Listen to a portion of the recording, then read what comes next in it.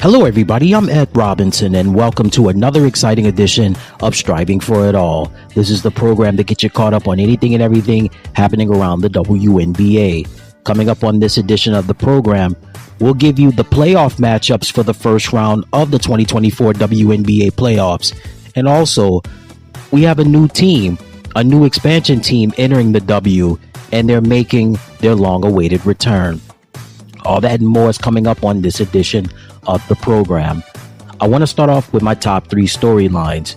I want to start off talking about the 2024 WNBA regular season. So, another WNBA season has come and gone.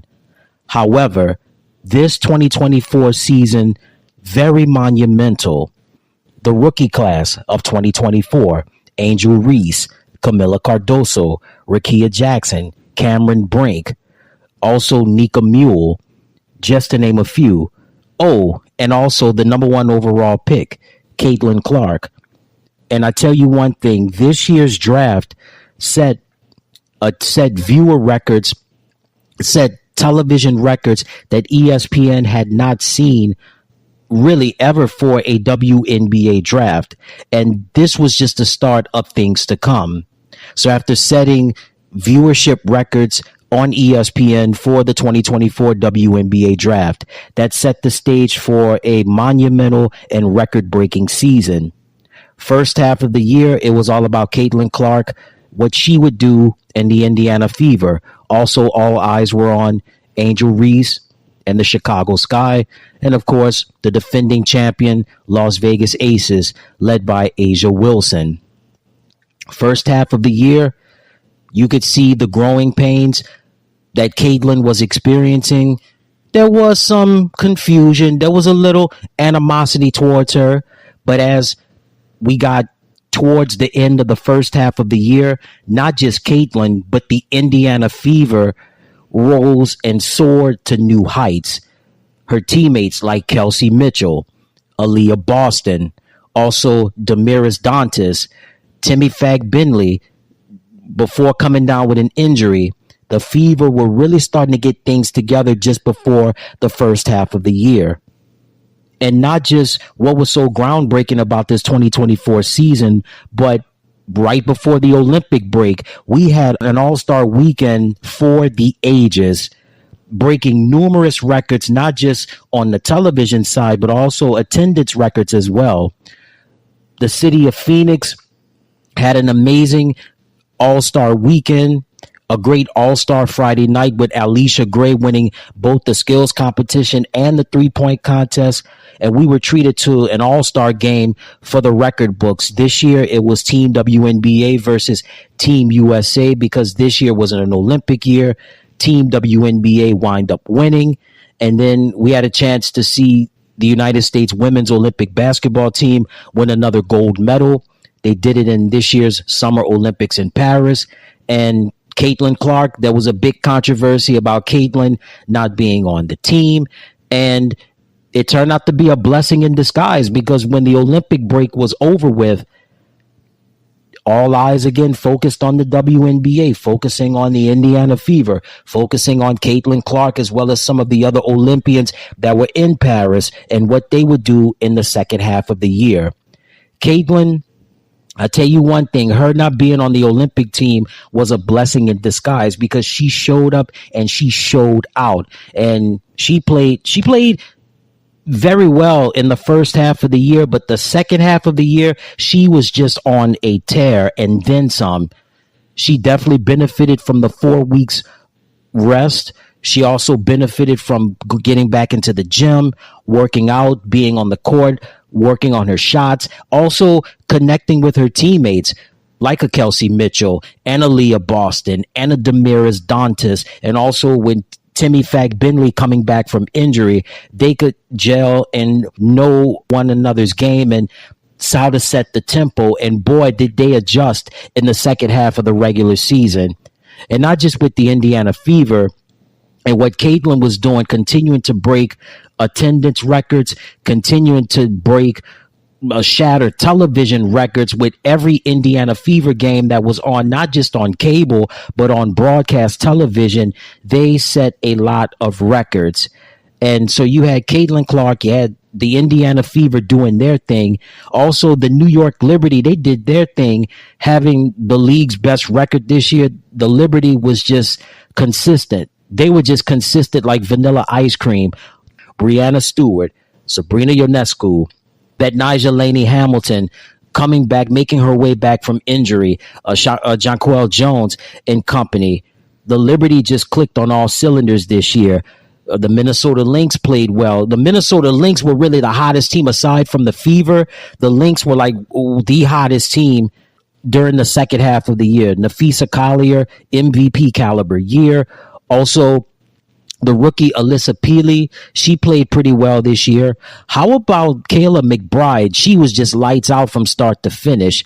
Cecilia Zandalicini with the three-point shooting. Elena Smith played really well. Courtney Williams being the floor general. So Minnesota was not to be played with this year, especially in the second half of the year.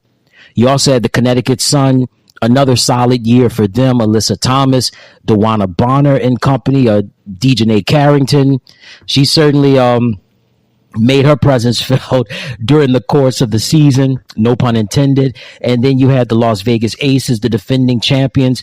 They got hot at the right time towards the end of the year. The Seattle Storm, Noelle Quinn definitely deserves some strong consideration for Coach of the Year honors. And then, of course, the Phoenix Mercury making another playoffs. Diana Taurasi, is this her final year?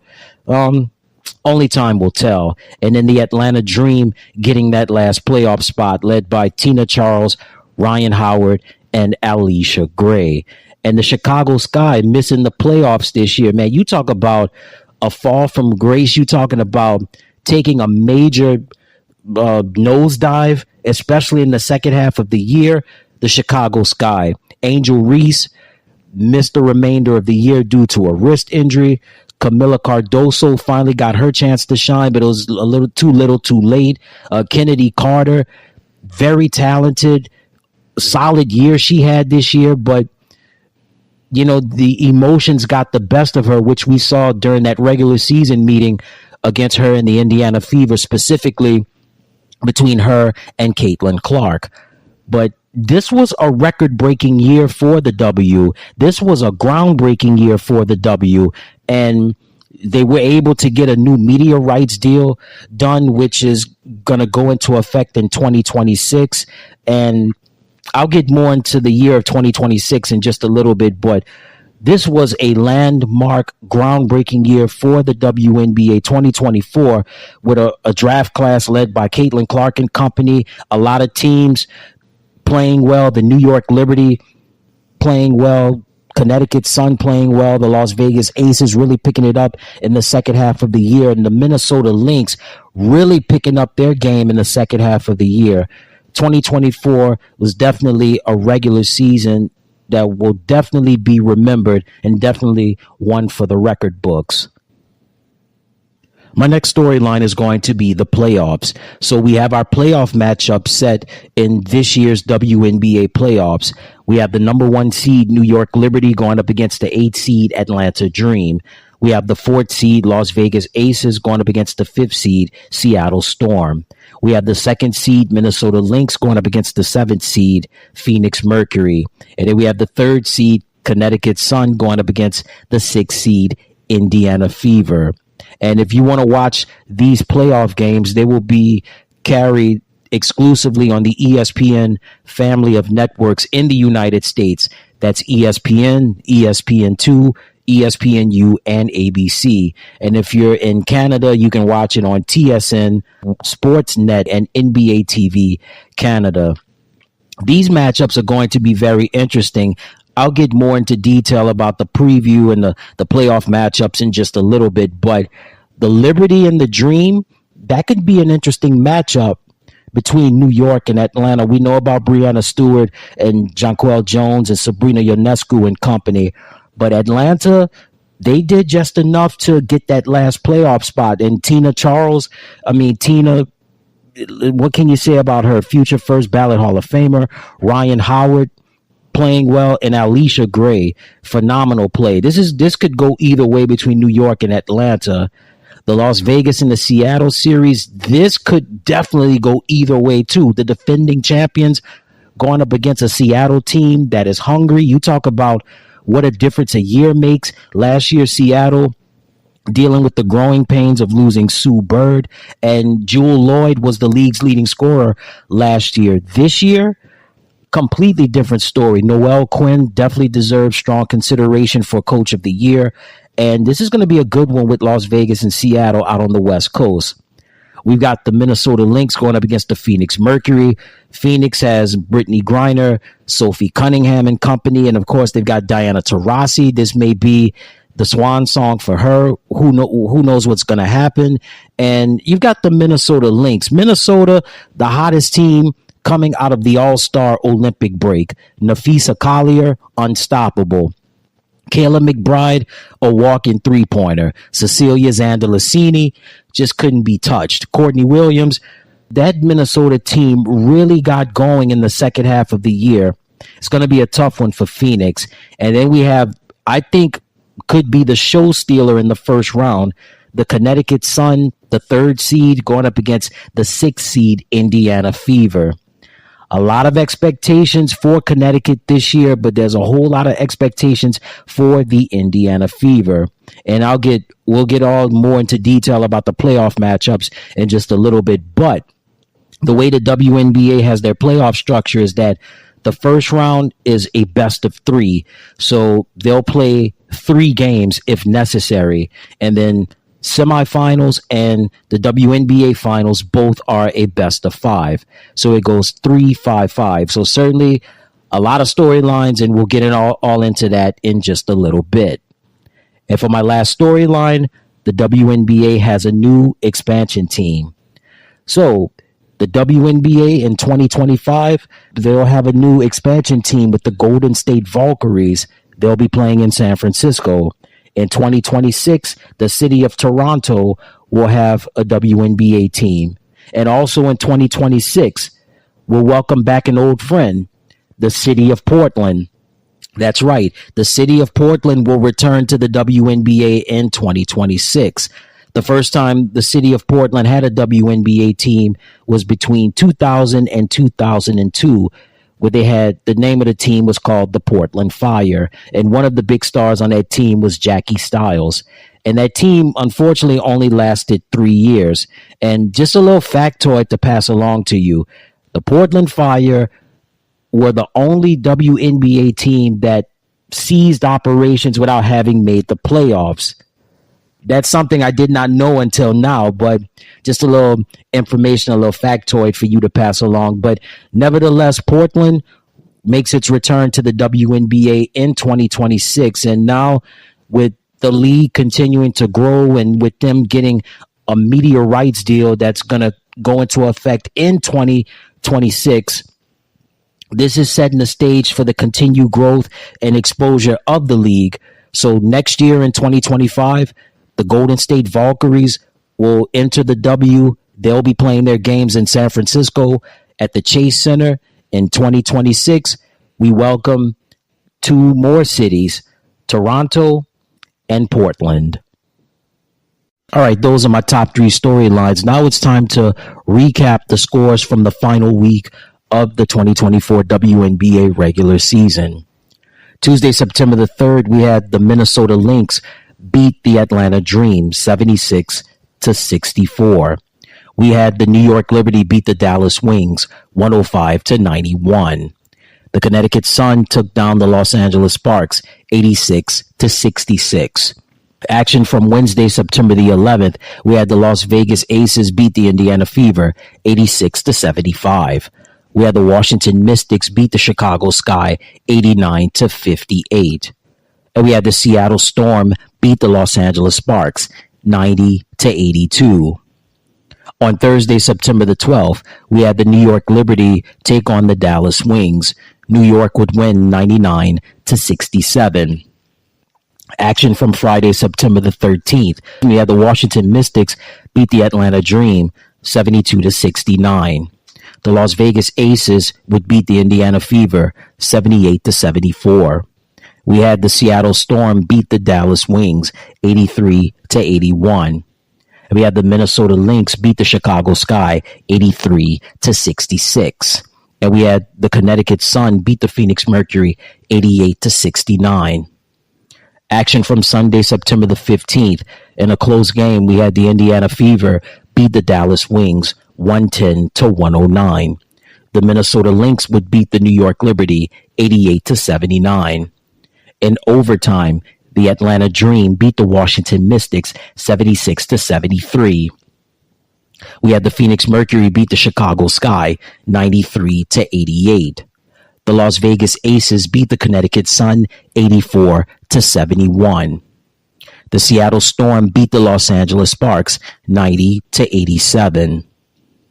Action from Tuesday, September the 17th, we had the Minnesota Lynx beat the Connecticut Sun 78-76.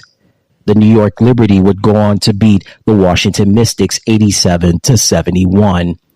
The Atlanta Dream beat the Chicago Sky 86-70. The Phoenix Mercury would go on to beat the Los Angeles Sparks 85-81. And the Las Vegas Aces beat the Seattle Storm 85-72. In the final day of the WNBA regular season, Thursday, September the 19th, the Connecticut Sun beat the Chicago Sky 87-54. The Atlanta Dream would go on to beat the New York Liberty 78-67. The Washington Mystics would go on to beat the Indiana Fever 92-91.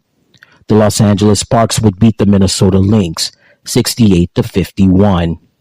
The Las Vegas Aces would go on to beat the Dallas Wings 98-84. And the Seattle Storm would go on to beat the Phoenix Mercury. Final score 89-70. And that took care of your scores from the final week in the WNBA regular season. All right, now it's time for our season award winners. So for the week of September the 3rd, the Eastern Conference Player of the Week award winner was Caitlin Clark of the Indiana Fever. And for the Western Conference, A'ja Wilson from the Las Vegas Aces. For the week of September the 10th, Caitlin Clark again from the Indiana Fever, becoming the Eastern Conference Player of the Week award winner. And for the Western Conference, Napheesa Collier from the Minnesota Lynx. And for the week of September the 20th, the Eastern Conference Player of the Week award winner goes to Breanna Stewart from the New York Liberty. And for the Western Conference, A'ja Wilson of the Las Vegas Aces. The Player of the Month award winner for the month of September for the Eastern Conference, Breanna Stewart from the New York Liberty. And for the Western Conference, A'ja Wilson of the Las Vegas Aces. The Rookie of the Month award winner for the month of September, representing the Indiana Fever, Caitlin Clark. And the Coach of the Month award winner for the month of September, representing the Las Vegas Aces, Becky Hammon. Now it's time for the final look at our league leaders during the regular season. The WNBA's leading scorer at number 1, representing the Las Vegas Aces, A'ja Wilson. She averaged close to 27 points per game. Coming in at number 2, Arike Ogunbowale from the Dallas Wings. At number 3, Kahleah Copper from the Phoenix Mercury. At 4th, Breanna Stewart from the New York Liberty. And in 5th, Napheesa Collier from the Minnesota Lynx. Next category is going to be rebounds per game. At number 1, Angel Reese from the Chicago Sky. She averaged 13 rebounds per game. At number 2, A'ja Wilson. At number 3, Napheesa Collier. At number 4, Tina Charles. At number 5, Dearica Hamby from the Los Angeles Sparks. Next category, assists per game. At number 1, representing the Indiana Fever, Caitlin Clark. She averaged over 8 assists per game. At number 2, Alyssa Thomas from the Connecticut Sun. At number 3, Natasha Cloud from the Phoenix Mercury. At number 4, Skylar Diggins-Smith from the Seattle Storm. And in 5th, Sabrina Ionescu from the New York Liberty. Next category is going to be steals per game. At number 1 from the Dallas Wings, Arike Ogunbowale. At number 2, Napheesa Collier. At number 3 from the Seattle Storm, Nneka Ogwumike. At number 4, Rhyne Howard from the Atlanta Dream. And in 5th, A'ja Wilson. Next category, blocks per game. No surprise. She was the leading scorer. She's also led the league in blocks. Asia Wilson from the Las Vegas Aces. She averaged close to 3 blocks per game. At number 2, representing the Seattle Storm, Ezi Magbagor. At number 3, Brittany Griner from the Phoenix Mercury. At number 4, Elena Smith from the Minnesota Lynx. And in 5th, Camila Cardoso from the Chicago Sky. Next category, field goal percentage. At number 1 from the Phoenix Mercury, Brittany Griner. She shot almost 58% from the field. At number 2, Tiara McCowan from the Dallas Wings. At number 3, Jonquel Jones from the New York Liberty. In 4th, Brianna Jones from the Connecticut Sun. And in 5th, Aaliyah Boston from the Indiana Fever. Next category is going to be free throw percentage. At number 1, Arike Ogunbowale from the Dallas Wings. She shot 92% from the free throw line. At number 2, Caitlin Clark from the Indiana Fever. Tied for 3rd, we had from the New York Liberty, Sabrina Ionescu. And from the Los Angeles Sparks, Lee Uru. And in 5th, from the Minnesota Lynx, Kayla McBride. Next category, three-point percentage. At number 1, Emily Inksler from the Washington Mystics. She shot 47% from three-point range. At number 2, Lexi Hall from the Indiana Fever. At number 3, Stephanie Dolson from the Washington Mystics. In 4th, from the Dallas Wings, Satu Sabali. And in 5th, Bridget Carlton from the Minnesota Lynx. And the last category that we have is minutes per game.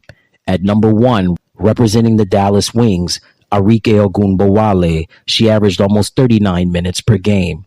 Coming in at number 2, representing the Indiana Fever, Caitlin Clark. Coming in 3rd, Nafisa Collier. In 4th, Asia Wilson.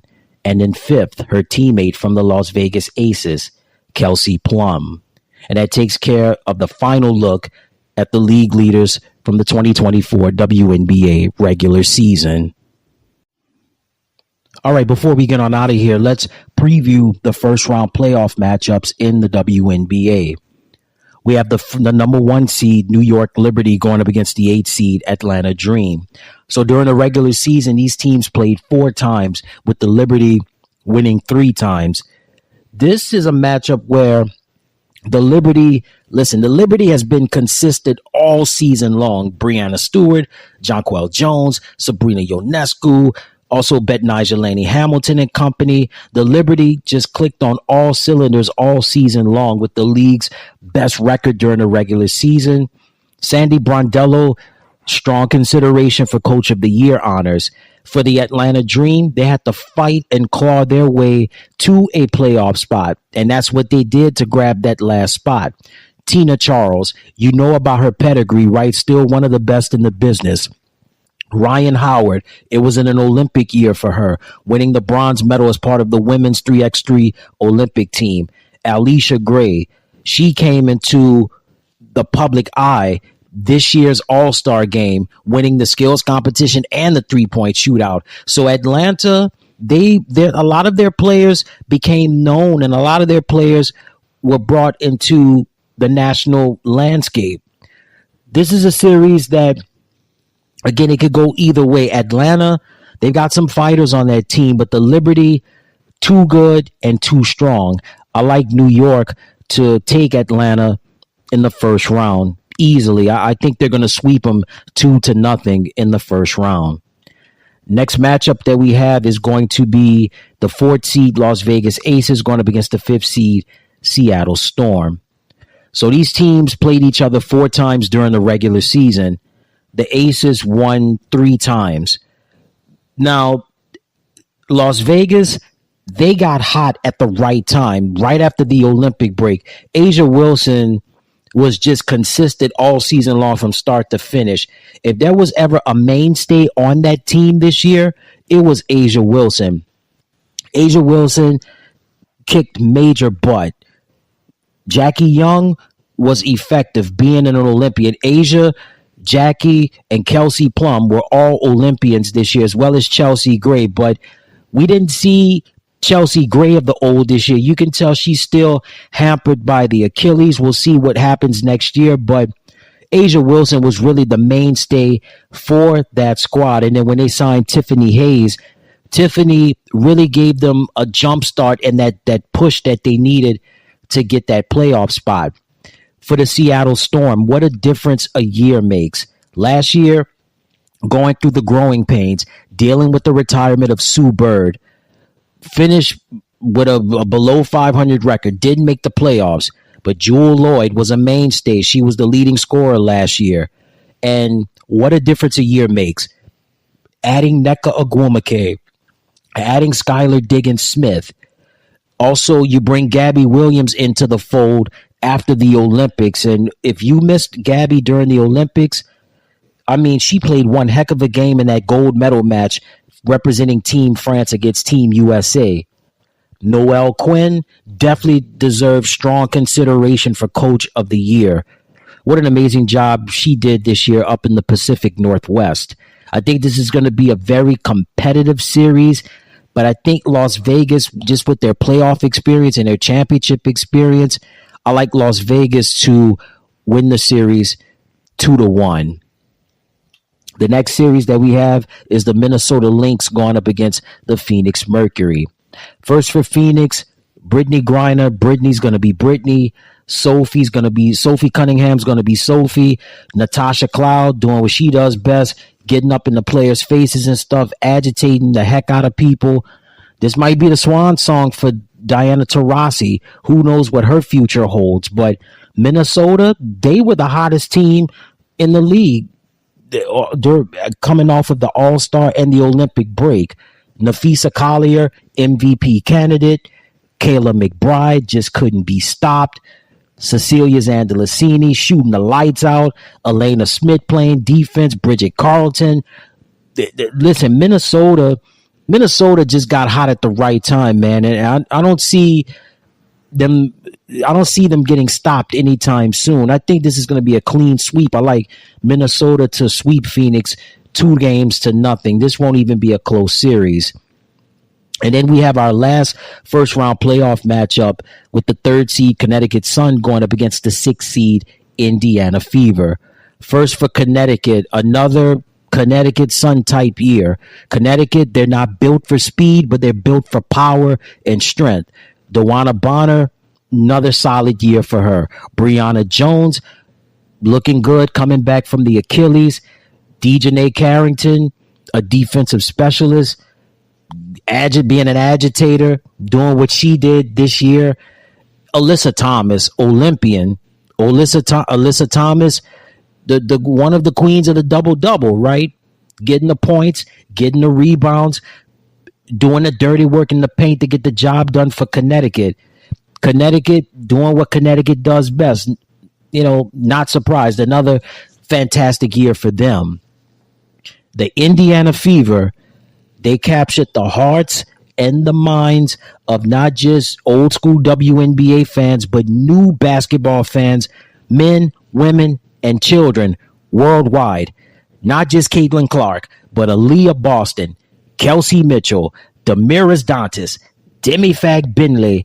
Also, you can't forget about Lexi Hall, who was a sharpshooter in her own right during this year. I think Lexi is very underrated as a defender. Lexi's really good on the defensive side. I think the way this matchup is going, this can go either way. And these two teams met 4 times during the regular season, and the Sun wind up winning 3 times. This is going to be a different matchup this time. This is going to go all 3 games. I like Indiana to win this one. I don't know what it is. I think Indiana can outrun Connecticut. Connecticut's never been a team that's been built for speed. Connecticut is great when they slow you down and they beat up on you. That's Connecticut's MO right there. But I think Indiana, they'll outrun Connecticut. They have a lot of sharp shooters. I think Caitlin Clark is going to welcome the pressure on this. But I like Indiana to win the series 2-1. This is definitely going to be this was already an interesting season. This is already going to be an interesting playoffs. This is going to be an interesting postseason, just not just with Caitlin, but just with the whole Indiana fever as a whole. And Christy Sides, there's a lot riding on this year and what she does in her future in Indiana. But I like Indiana to win the series 2-1. And that's going to do it for this edition of the program. Until next time, everybody, I'm Ed Robinson saying so long. Enjoy the matchups and talk to you soon.